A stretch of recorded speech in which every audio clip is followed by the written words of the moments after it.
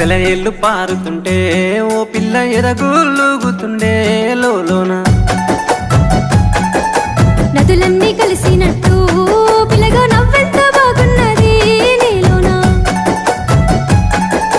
గాజుల సప్పులు గలుగల్లు మోగంగా గజ్జెల పట్టీలు గంతేసి ఆడంగా వరిగడ్డి మోపు ఎత్తి ఓ పిల్ల వయ్యారి నడుము పవే ఈ వేళ సిగ్గు